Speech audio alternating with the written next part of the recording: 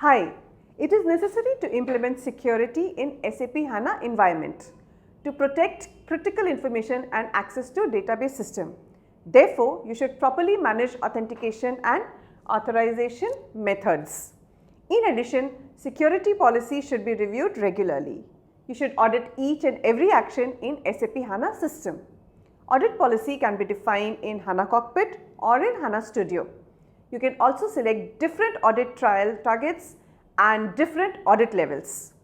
To see how to do it, let us go to SAP HANA Studio and see how to configure audit policy in HANA system. Hello friends, welcome to Tutorials Point.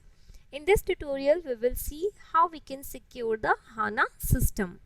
So it is necessary to implement the security in SAP HANA environment to protect the critical information and access to database system. We should probably manage the authentication and authorization methods, and security policy should be reviewed regularly. So we have the list of security related features which are provided by SAP HANA, which are like user and role management, authentication and SSO, authorization, encryption of data communication in network, and then the encryption of data in the persistence layer. And there are additional features which are for the multi-tenant HANA database, that is the database isolation, which involves the preventing the cross-tenant attacks through the operating system mechanism.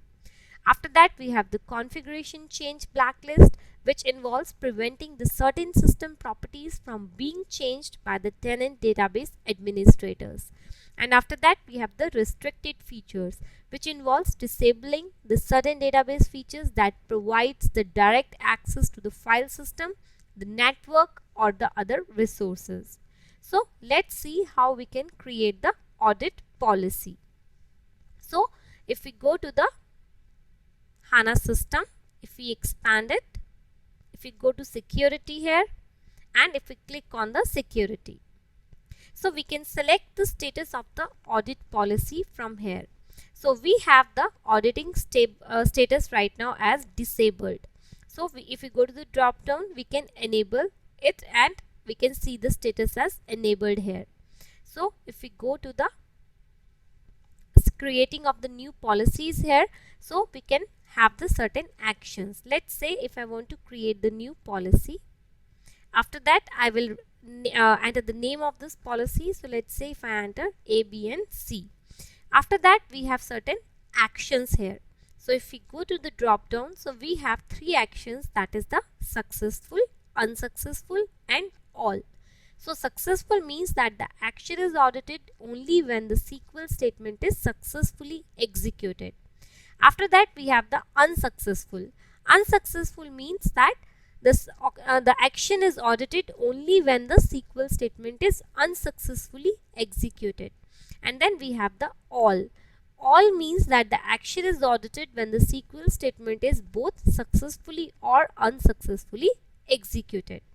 After that, we can select the audit levels as well. The audit level specifies the severity of the audit entry written to the audit trail when the actions in the policy occur. So we can select the audit trail target. The audit entries triggered by this policy will be written to the specified audit trail targets. So we have the target objects, we have the audit trail targets. So this is how we can set up the audit policies in the SAP HANA system. So first of all, we have to create the policies. After that, we have to select the policy status, and then we have to select the audit action status. So whether it is a successful, unsuccessful or all. And then similarly, we have to select the audit level and then the audit trail target. So in this video, we have seen how we can manage the audit policies in SAP HANA system and what are the different options we have under the audit policies.